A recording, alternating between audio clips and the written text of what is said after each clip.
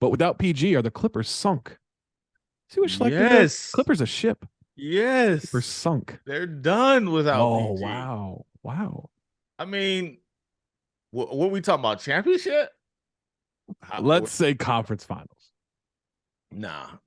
I mean, did we just not watch Lou Dort lock up Kawhi for the final possession? I seen it, Marcus. I seen it. Goodness, Kawhi's my guy, and I'm like, ugh. And it really wasn't a Kawhi thing. It's like, who do you have belief in around him, right? And you just took away. Because I think he looked around and was like, all right, maybe I pass this, get this back. He's like, no, not him. All right, shit. You cannot tell me that's not what he was thinking. You can, all right, give it up and get it back. No. And then he just ran out of time. I literally think that's what he was thinking.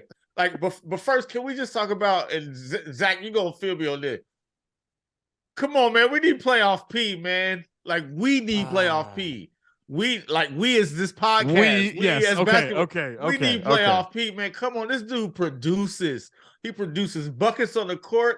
He produces moments. Unless Joe Ingles is out there. Stuff to laugh at. Like, yes, there we go. Like, he's great on the pod. You see him on this podcast. Like, he is actually good. Like, he's like saying stuff. Oh, you mean podcast P? We'll get plenty of podcast P. Yeah, like some cringe quotes. I hope banners in Indiana. Banners in Indiana. Division banners. Division banners. This is one of my favorite. And I think it was like two of them, man. Like, it was. Remember my MVP season when I finished third in MVP? I love this guy, yo. I love watching him play. I love listening to him. Like, he is hilarious. And like 60% of it is unintentional. But we cannot lose this guy right now. We cannot lose this guy right now. That's a great point. Come on, P. I love this dude, man. He's the best. He was talking on this podcast. Who says this? I was telling my homie, I'm about to lock Steph up. I got him tonight. I got him. And then he's like laughing about Steph gave him 50. He's like, of course he did. But nobody says that. Like, nobody's like, can you imagine Westbrook ever admitting, yo, I'm about to shut him down? Well, he did that. I couldn't do nothing. He did that with Ricky Rubio and it didn't go well. But oh, man. I love Paul George. Put that on the record. We cannot lose him right now. Will, can you see a world in which the Clippers without a healthy Paul George are just dragged through to the conference? Let's just say conference finals by Kawhi. Oh, you're muted. Oh, there you go. Oh, did my mic go? Yeah, go for it. You're good now. Yeah.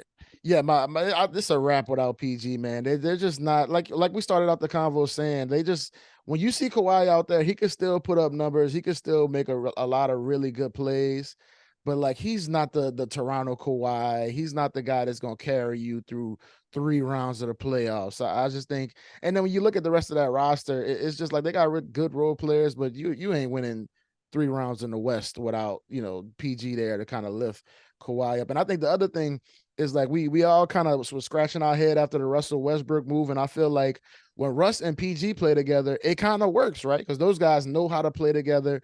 PG likes when Russ pushes the pace and he's able to get some easy buckets. And I feel like Kawhi is more of a walk it up.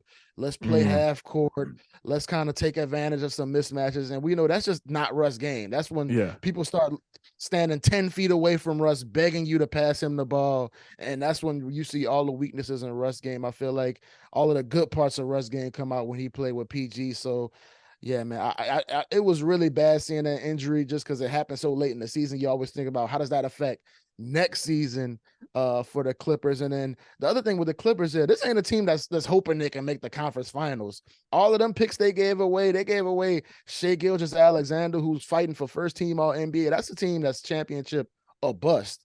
And what they got going on right now ain't championship as far as what I see. I don't know. I don't know. I think the standard has changed by now. I think they'd be pretty happy with a conference. I'll let Paul George's podcast be the judge of that.